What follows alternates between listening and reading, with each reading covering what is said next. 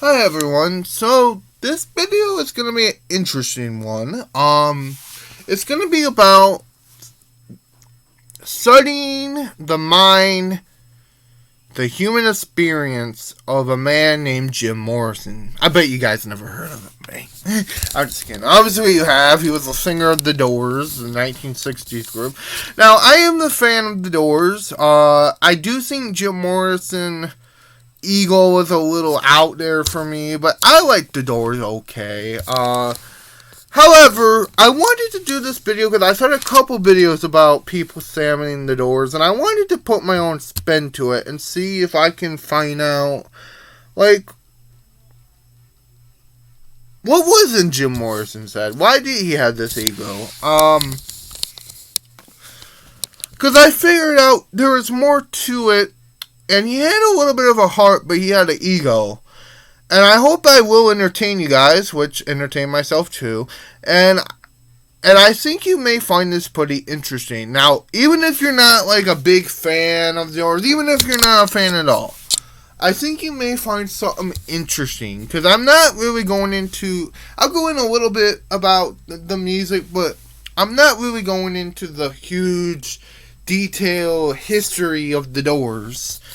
More, I'm actually going into this whole idea of what Jim Morrison tried to do, why did he have this ego, and also I wanted to go into sort of like his own myths, what he made about himself, because I found those really interesting, and here we go. Jim Morrison, he had to move around a lot as a kid because his dad was part of the military. Now, what you're going to notice firsthand, he was obsessed with deserts and lizards. That's where the whole "I'm the Wizard King, I can do anything" came from, right? Well, basically, hold on, I have no water in mine. Well, basically, he got that even as a kid.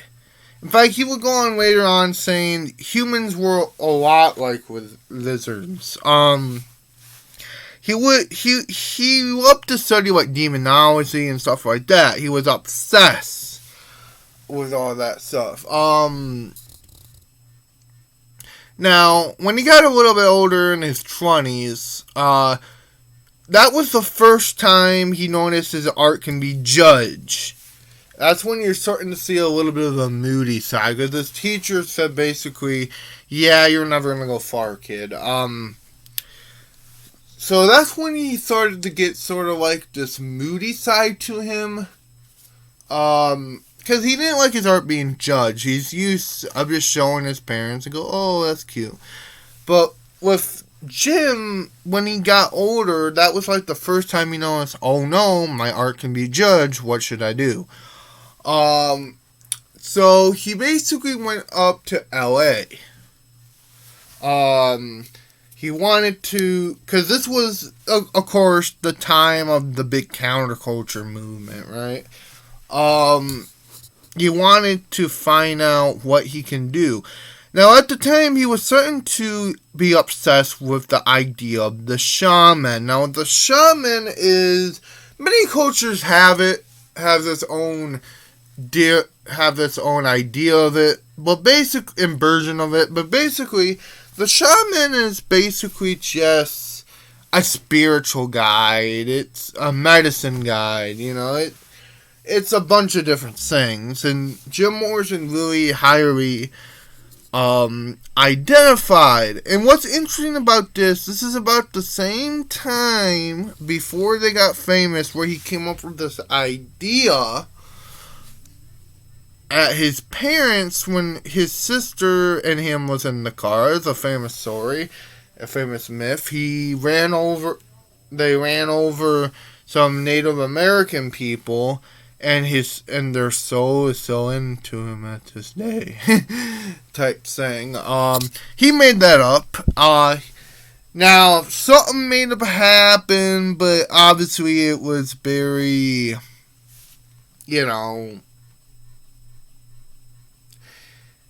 super sarcastically sort of thing. It wasn't really that, But his idea to kind of stand out, and that, I think that's the biggest thing. When you look at the generation where he came from, the 40s, 50s, and 60s, the idea was to basically go out, get married, have a couple kids, have a couple pets, have a white picket fence. He didn't want that for obvious reasons. So he ended up just being out there. Right? So, and this is a time where he was starting to write songs. Now, this guy named Ray Mansick wanted him to sing. He didn't want to because he didn't think he had a good voice. He told him he should sing, so he did.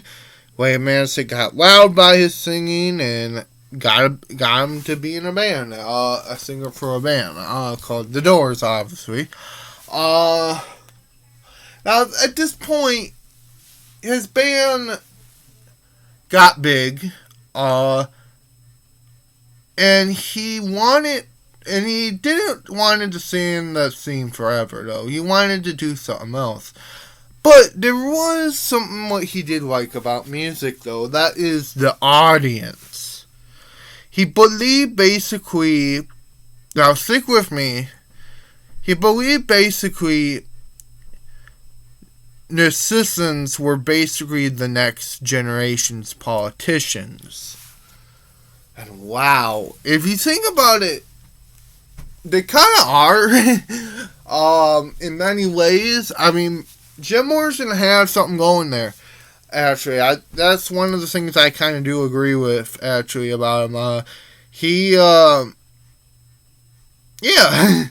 I mean, most kids looked up to musicians and singers like their politicians, so I can kind of agree with that in most parts. Basically, Jim Morrison had two lovers. One, I forget their names, I'm sorry. I did study, but I'm sorry. I have autism and I forget names sometimes. But basically, one, what he was in love with, was actually a self-acclaimed witch, actually, a Wiccan. She got Jim Morrison more into the witchcraft stuff, and he fell in love with her. They got married in some ceremony, and he also had another lover too, which was like the Doors groupie. Now, this is a time where his ego was starting to really get to him. He didn't really treat those girls with respect, sadly. This is about the time when the Doors got famous. He was drinking a lot, and yeah, this is about the time where his whole personality was not necessarily changed. I think it was evolving over time, but this is basically where this whole personality was starting to come into this big egocentric Jim Morrison, as we know, the Wizard King. Now, you can argue, of course, Jim Morrison was in fact a product of his time, which he kind of was. Even though he tried to not be, he was sort of that 1960s counterculture movement all the way to the Q. I mean, he had problems with the cops. He went to jail on a couple. Heck, he went to jail on his concert. So, yeah, he was sort of out there kind of guy. I can sort of see why the counterculture looked up at him for the time, though. Because he was this guy who seemed like he was sort of anti-establishment. He was a bad boy. He was that kind of, sweet talker. He He was innocent, wasn't innocent. He had a heart. He had a bad heart. He had all the. He was like a mixed bag of everything, and he was art, basically. He was art.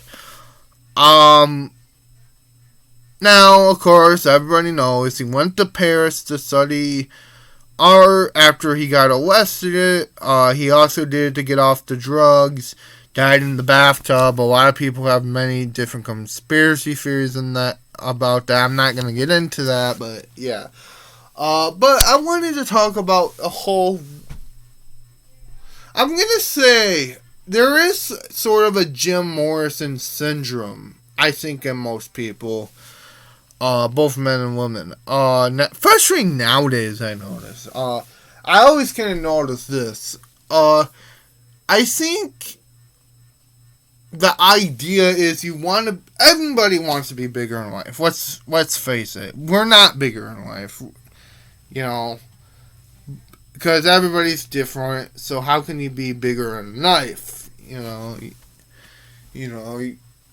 and we're made of flesh. Like, how can we be bigger in life? But people have this, they want to be Superman, or they want to be Jim Morrison, or whatever thing you want to throw out there. They want to be that sort of figure, that sort of bigger in life figure, and you just can't. I think the same thing with Kurt Cobain. There's a Batman quote, actually. I'm power quoting, I think. But basically, you either live long enough to become the villain or die long enough to be a hero.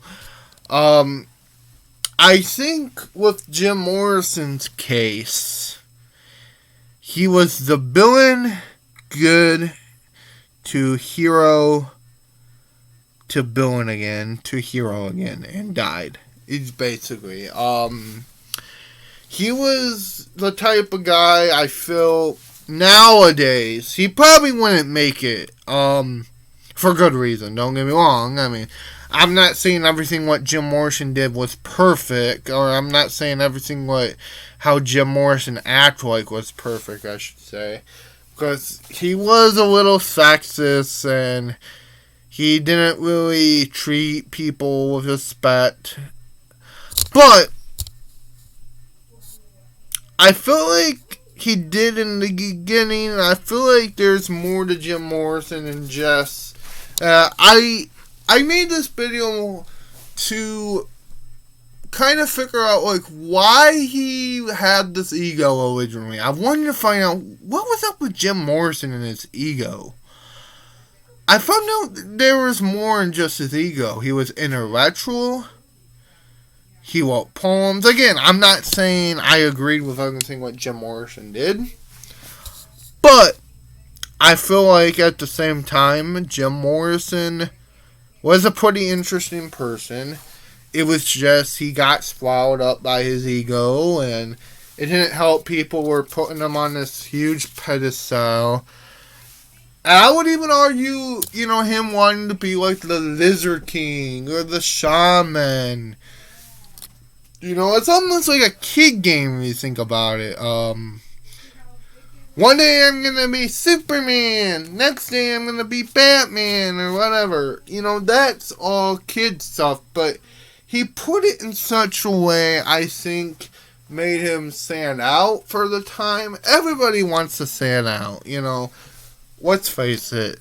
So with Jim Morrison, I think there is a thing about him wanting to stand out, but there's also a thing about him wanting to fit in. Also, if you think about it, he wanted to kind of fit in with some crowd. So, basically, this is my first human test of Jim Morrison. If you like this test study of Jim Morrison, let me know and tell me who you think if I should start making videos like this again. I kind of liked it. What do you guys think? And also tell me what type of person do you want me to make videos about. So yeah, have a good day and bye.